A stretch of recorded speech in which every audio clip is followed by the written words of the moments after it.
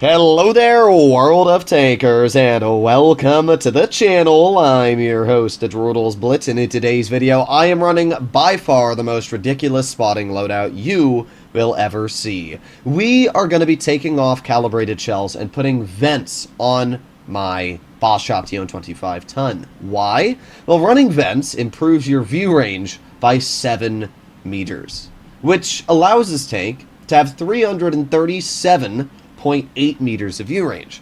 And I'm also not running Spall Liner, I'm running both food, because running a small food also increases my view range by an additional 4 meters. So when you pair all these things together, this tank has by far the most view range in the game, which is kind of crazy. We are going to be able to outspot any other tank, because there's no way other Boss Shop Tion players are running double food and as well vents. I just don't see that's possible. I mean, I'm waiting for some weirdo in the comments to be like, well, actually, I do that.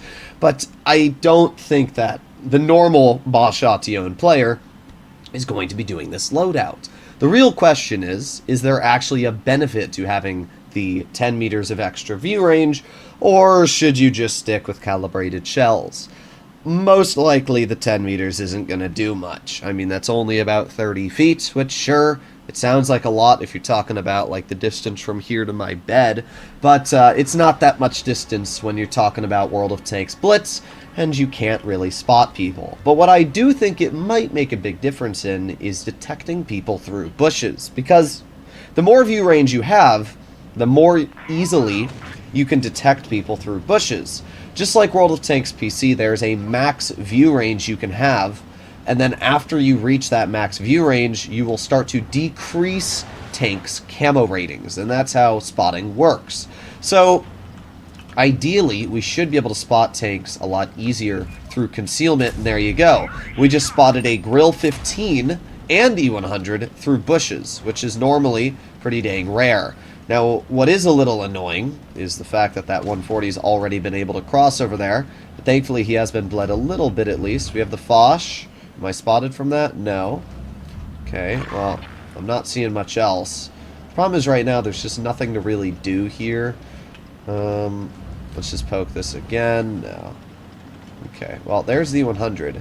Alright, let's aim it on the E100, and let's load a heat shell. See, this is the only problem with running rammer, or vents, should I say, on the Boss Shop Tion.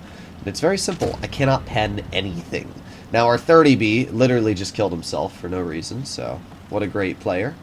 What I'm thinking right now is I'm going to get fully wide, and let's... Oh, that made 0 sense. That shell just disappeared. But we got 1 shell to the Boss Shop Tion, 2 shells, and there you go. That's still a decent amount of damage taken off of that player. I don't know where that 1 shot we fired went. Either there's a tank in their spawn, which we didn't see, or the shell just disappeared. I think it might have been in a tank that we didn't see. There's a 4005. Alright, so we're going to put on our shell reload boost. There's 1 shell into the 4005, 2 shells into the 4005. He misses us. There's 3. And just like that, we took what was a full health tank destroyer down 1,000 of his overall hit points. As we can see, the Boss Shop Tion is an incredibly dangerous tank, whether or not you are able to use its gun to the fullest extent in every single game. There's 1 shell into the enemy 4005, 2 shells into the 4005. Don't think he enjoyed that very much. Oh, we're kind of stuck there. Oh, that shell went nowhere. Either way, I mean, this is a pretty solid game. The grill is being shot at, and I don't think he's doing too well. We're just going to flank all the way wide. We're going to see if we can get behind the E100 at this point. So let's just aim it on the E100 slower plate. There you go. 1 shell into his vehicular. 2 shells. And 3. Nice. The one nice thing about running vents is that at least your accuracy is a bit better, which means the Boss Shop Tion's kind of derpy gun will be a little bit more accurate. It's the one thing I've always sort of not liked about the Boss Shop Tion is that its gun is rather odd on its dispersion value. I mean, that was a pretty solid game, though. 3,500 damage. We didn't actually get to use the view range at all. I mean, we spotted the grill through the bush, but that was about it. But as I was saying, we didn't really need the view range there. However, as I was also pointing out, the dispersion on the Boss Shop Tion is pretty mid. It's .326 base, which means even with vents, it's still 0.319. That's the same as an STV1. It really is not the most accurate vehicle out there. Now, next update, vents is actually getting a slight buff. I think it's going up to like 7 or 8% of crew skills, which is actually quite nice. I don't think it's going to be worth it to run on any autoloaders because, I mean, having more pen is always a better option, but vents does still give at least a decent buff to some of the characteristics that you normally wouldn't be able to get buffed. So, let's see what we can do here. I'm going to start off by heading right into the early game spotting position. And this is going to be a really good spot with our view range kit here because we should be able to detect basically anything that tries to cross. There you go, we got the T-30. We shoot him once, and he misses the shell on me. We hit another shell into the T-30, and unfortunate. Not that I care. At this point, what I'm going to do is I'm going to wait here, and we'll see what happens. We have the Leopard wide, so if that Leopard just cuts him off, that should be fine. Yeah, it's not so fun now, Fosh, is it? No, it is not. There you go. Another nice shot into the T-30. There you go. Another nice shot into the T-30. You guys are doing great. You are doing absolutely amazing. Alright, well, we cannot pen the E-100 anywhere. And the T-100, of course, is camping in their spawn. What else would you do in a T-100 LT but camp and spawn, alright?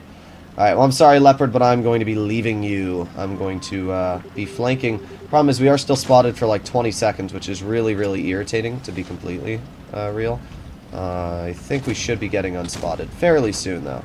So, let's just push over here. I'm going to ignore the Fosh for now.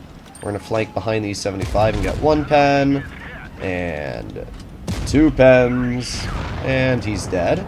Alright, let's reload. And let's just cut right on through here. Shouldn't be too much of an issue. There you go. Alright, well, this is a pretty solid game so far. The E-100 is rolling around here, though. I really hope the E-100 doesn't just YOLO us. Let's see. Once he shoots, we're going to get behind him. Come on. There you go. He does fire his gun, which means we can now flank the E-100. And there's 1 shell into his tank, 2 shells, and 3. Nice. The alpha damage on this tank is just crazy good right now. It really is. Like, the fact that it deals so much damage per shot, 350 is just a little bit nutty if you ask me. So, T-100's all the way in the back, and I can't imagine he's going to keep poking this. I really can't. I'm just going to scoot on past all these players over here. Don't really care about the Fosh or any of that. I'm just going to push right over to the T-100, and we're going to see if we can get a full clip. There's 1 438, and 2 317, and let's go for 1 more. There you go, 373. 452K gets a shell into his tank as well, and we're just going to chill right here. 452K is most likely going to clear that T-100 LT, so I'm not going to worry at all about it. We're just going to see if we can get some damage into that BZ-75. Let's see, 452 gets the clear. Nice, okay. And honestly, the chance of this BZ killing me is very low, and especially with him not looking at me, even less. So we're just going to get 1, we're going to get 2, and we're going to get 3 into his vehicle. The Jagdpanzer HEs him, and this was actually a surprisingly good game. 5,500 damage dealt, 1,300 assisted. It shows just where you can do super good on the Bosch Ation. We didn't need the pen at all. In fact, the penetration forced us to think like a flanking vehicle, and we immediately started getting behind our opponents rather than trying to hold in the front. But I can't really complain. I don't think Vents was that big of a downside when we messed around with it today.